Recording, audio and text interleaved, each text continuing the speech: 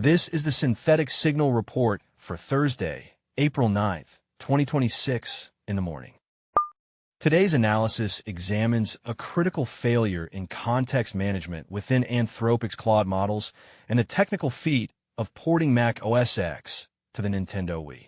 We look at Microsoft's abrupt termination of the VeraCrypt developer account and new research from Ethereum into separator-based commitments for post-quantum security.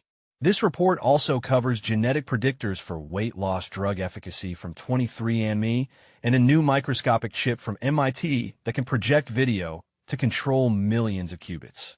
Finally, we analyze the latest results from the interventions testing program regarding mouse lifespans and new theories on neural network generalization. A significant flaw has been identified in how Anthropic's Claude models manage multi-user conversations. Researchers have documented instances where the model loses track of speaker identity, effectively mixing up who said what during a session. This is not a simple typo, but a deep failure in the model's internal attention mechanism. In complex dialogues, Claude began attributing user statements to itself or conflating the perspectives of different participants. This behavior is particularly problematic for professional workflows, such as legal analysis or code reviews, where the source of a specific claim is as important as the claim itself. The technical community is describing this as context contamination. It suggests that as models are pushed to handle longer and more dense conversation histories, the boundaries between the model's training data and the immediate session tokens are becoming blurred. This update follows several reports of decreasing factuality in large-scale models when forced to navigate long-form, multi-turn interactions. In a remarkable display of systems engineering, a developer has successfully ported Mac OS X to the Nintendo Wii hardware. This project utilized the Broadway PowerPC processor, which shares an architecture similar to the G3 and G4 chips used in older Apple computers. The primary technical hurdle was the Wii's limited memory and its specialized security processor, known as Starlet. The developer had to write custom drivers to interface with the Wii's proprietary hardware, including the internal flash storage and the graphics unit. While the system currently runs in a limited state without full hardware acceleration, it demonstrates that older consumer hardware possesses enough architectural overlap to run desktop-class operating systems with the right low-level modifications. This feat highlights the persistent utility of the PowerPC architecture and serves as a grounded study in hardware abstraction and kernel adaptation. Microsoft has abruptly terminated the account used by the VeraCrypt project to sign its Windows drivers and bootloader. VeraCrypt is a widely used open-source disk encryption tool. Without a valid signing certificate from Microsoft, the project cannot publish official updates for the Windows platform, effectively stalling future releases and security patches. Monir Idrasi, the lead developer of VeraCrypt, reported that the termination occurred without any prior warning or explanation from Microsoft. This move has caused significant disruption within the privacy community, as VeraCrypt is a foundational tool for secure data storage. Some analysts are linking this to a broader trend of Microsoft restricting third-party encryption and networking tools, noting that accounts for Windscribe and WireGuard have faced similar challenges. This event emphasizes the vulnerability of open-source projects that rely on centralized corporate gatekeepers to maintain compatibility with dominant operating systems. Researchers within the Ethereum ecosystem have proposed a new framework for post-quantum attestation aggregation.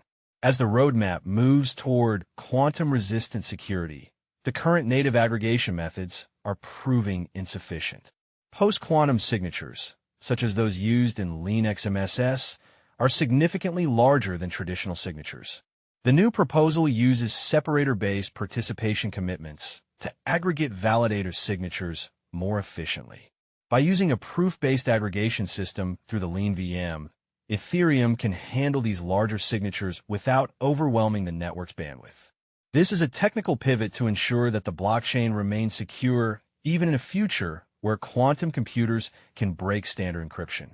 It represents a move toward a more modular and mathematically robust consensus layer. A new study from 23andMe has identified specific genetic markers that can predict how a patient will respond to weight loss drugs like Wegovy and Zepbound. These drugs, known as GLP-1 receptor agonists, have seen massive global adoption, but patient results vary significantly. The research found that changes in two specific genes are linked to the amount of weight a patient is likely to lose. Furthermore, these same genetic markers can predict whether a patient will experience severe side effects, such as persistent nausea or vomiting.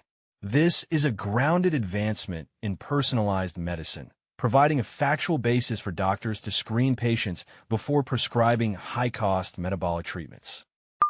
Scientists from MIT and the University of California, Santa Barbara have developed a chip the size of a grain of sand that can project video. This is not for consumer entertainment, but for the precise control of quantum computers. To scale quantum systems to millions of qubits, researchers have struggled with the laser bottleneck, where each qubit requires an individual laser beam for control. This new chip uses an array of microscopic modulators to split and direct a single laser beam into millions of independent signals. This allows for the simultaneous control of a massive number of qubits within a compact footprint. This development is a physical solution to one of the most significant scaling hurdles in quantum hardware, moving the industry closer to high-density, fault-tolerant quantum processors. This is a signal from the future.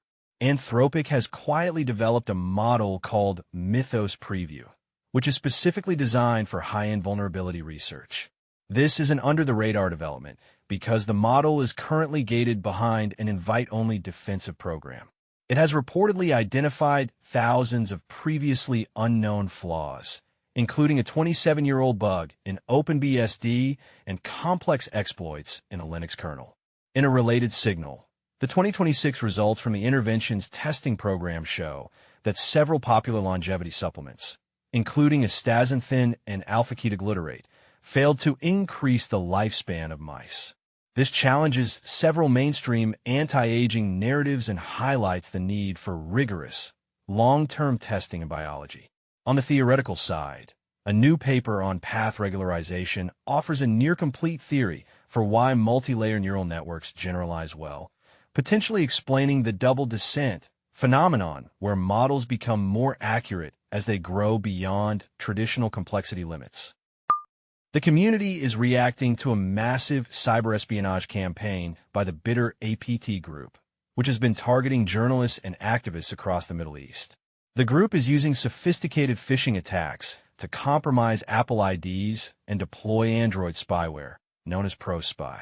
Security researchers are also tracking a zero-day vulnerability in Adobe Reader that has been actively exploited since December.